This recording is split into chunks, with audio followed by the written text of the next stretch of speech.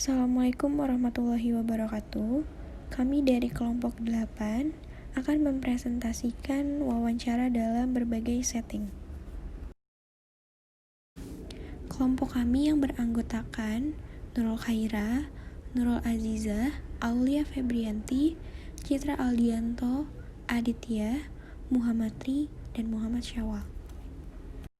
Bacakan fungsi wawancara setting dalam industri, yaitu fungsinya untuk seleksi dan promosi.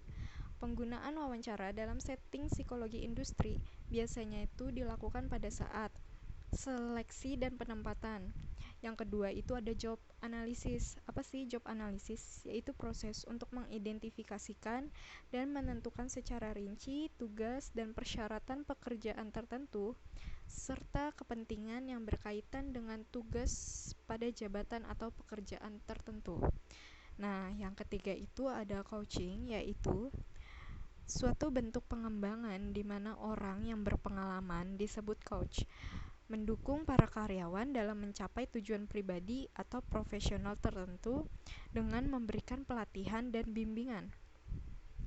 Yang keempat itu ada performance appraisal, yaitu diperlukan dalam rangka perusahaan melakukan promosi, mutasi, atau demosi terhadap karyawannya.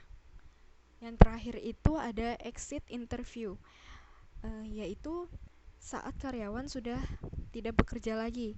Terkadang perusahaan membutuhkan wawancara dengan karyawan tersebut. Selanjutnya ada manfaat wawancara dalam setting industri. Yang pertama itu untuk membuat keputusan dari hasil pemeriksaan psikologi tertulis dan wawancara. Maka dibuatlah kesimpulan, apakah calon pekerja ini memenuhi syarat seperti job description yang diberikan oleh perusahaan. Terus yang kedua itu ada wawancara.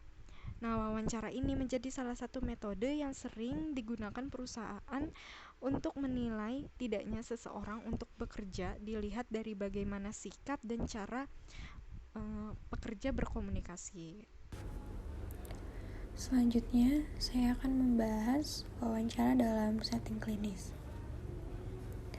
Wawancara dapat memahami gangguan dan ketidaknyamanan yang menimbulkan masalah psikologis dalam penyesuaian dan perkembangan manusia tersebut.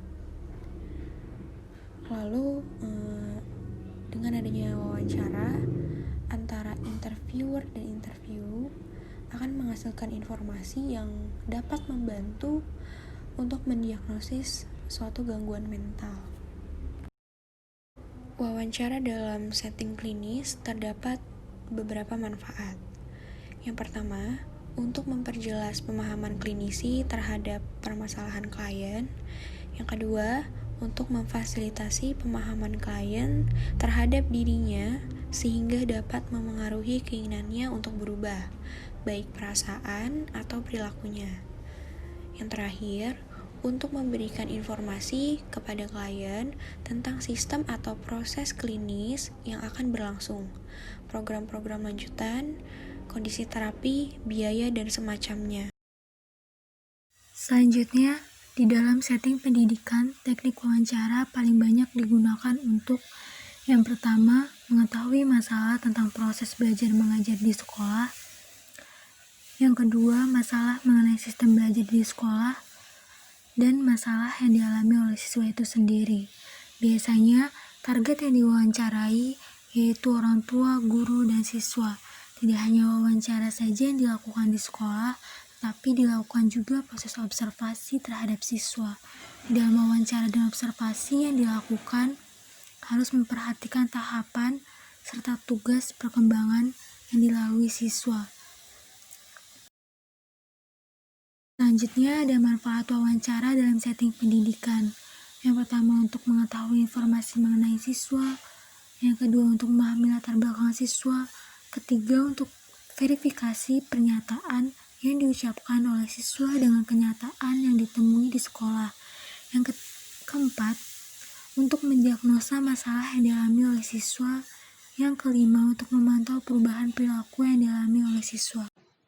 Ya, Kemudian ada fungsi wawancara dalam bidang sosial. Yang pertama, untuk membangun relasi dengan seseorang di lingkungan sekitar. Jadi, dilakukan tes wawancara ini supaya responden bisa lebih terbuka nantinya bila diterima di perusahaan tersebut dan tidak terlalu apatis dalam mengerjakan suatu pekerjaan. Yang kedua, untuk mengetahui kedalaman emosi, perasaan, dan sikap. Yang kedua ini adalah pewawancara bisa mengetahui kedalaman emosi dari responden dan bisa menilai bagaimana sikap responden terhadap lingkungan kerjanya agar pada saat bekerja pun bisa mencapai target dan yang sudah direncanakan oleh perusahaan tersebut, atau bisa dinilai dalam aspek kerjasama dalam bekerja. Kemudian yang ketiga adalah sarana untuk mengembangkan raport dan mendorong klien untuk melakukan evaluasi diri. Maksudnya adalah pada tes wawancara ini, responden bisa mendapatkan ilmu yang mungkin tidak bisa didapatkan di tes-tes lain seperti kuesioner, pengisian soal, dan lain-lain. Dan kemudian si responden ini bisa mengeksplorasi diri pada bidang pekerjaan yang telah ditentukan nantinya. Dan yang terakhir adalah memberikan informasi yang sangat berguna yang mungkin tidak dapat diperoleh dengan cara lain. Contohnya seperti observasi tingkah laku, reaksi klien tentang situasi kehidupannya saat ini.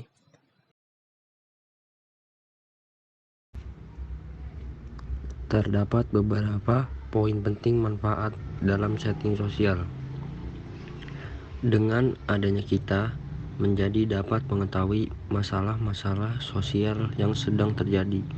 Contohnya seperti penggunaan narkoba pada anak SMP. Selanjutnya, dengan adanya wawancara, kita dapat mengetahui bagaimana lingkungan dapat mempengaruhi tingkah laku seseorang. Contoh, seperti seorang anak berinisial D hidup di lingkungan yang kurang baik dalam segi perekonomian ataupun pertemanannya, sehingga D memiliki tingkah laku yang kurang baik. Saat ia masih SMP, ia sudah mengonsumsi obat-obatan narkoba. Yang terakhir, manfaatnya yaitu kita menjadi dapat menyesuaikan diri kita dengan lingkungan di sekitar kita, dapat mudah beradaptasi dimanapun kita berada. Selanjutnya, wawancara dalam setting hukum. Wawancara adalah salah satu tugas utama dalam penegakan hukum. Bagaimana wawancara dilakukan akan berdampak luar biasa terhadap hasil, keadilan, efisiensi, dan keterandalan proses hukum pidana berikutnya. Wawancara juga dapat membantu dalam mengkaji pola pikir dan perilaku tersangka maupun terdakwa. Menjadi suatu metode untuk menghasilkan informasi di pengadilan, menjadi alat bantu yang memberikan tinjauan umum dan perkenalan tentang metode untuk bertanya kepada korban, saksi, dan tersangka yang dikenal dengan teknik wawancara investigatif. Jadi wawancara investigatif secara umum digunakan di sektor peradilan pidana termasuk dalam perkara terorisme. Manfaat wawancara dalam bidang hukum. Yang pertama, membuat diagnosis psikologis. Dalam bidang hukum, hal ini bisa dilihat dari bagaimana seseorang merespon pertanyaan, bahasa tubuh, sikap, penampilan, dan lain-lain sebagainya. Dari semua komponen tersebut, praktisi hukum dan psikolog bisa mendiagnosis kondisi psikologis subjek hukum yang terlibat. Yang kedua ada menentukan tindakan untuk subjek hukum. Dalam hal bidang hukum, maka subjek yang dimaksud adalah para pelaku hukum, bisa tersangka, terdakwa, hingga saksi sebuah kejadian hukum. Yang ketiga, bahan tuduhan atau nasihat hukum. Dengan psikodiagnostik, Seorang psikolog atau praktisi hukum bisa menilai karakteristik seseorang beserta situasi, bahkan objek apapun yang relevan.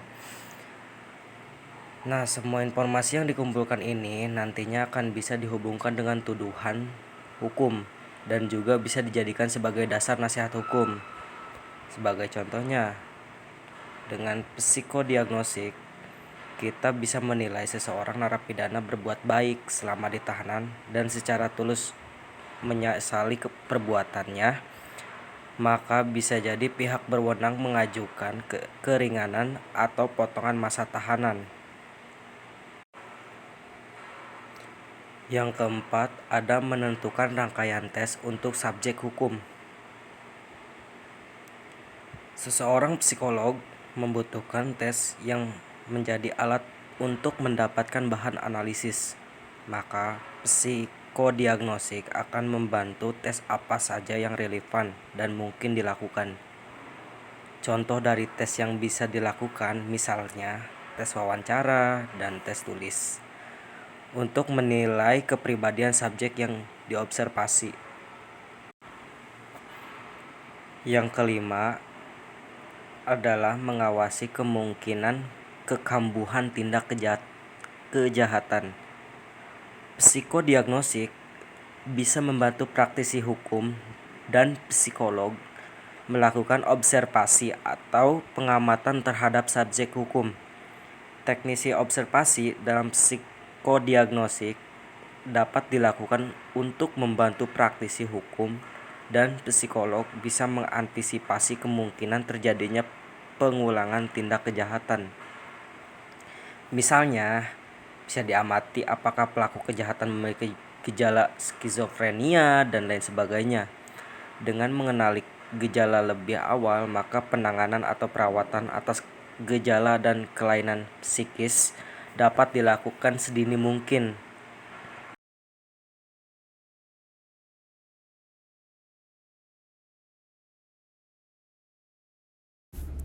Sekian presentasi dari kami. Wassalamualaikum warahmatullahi wabarakatuh.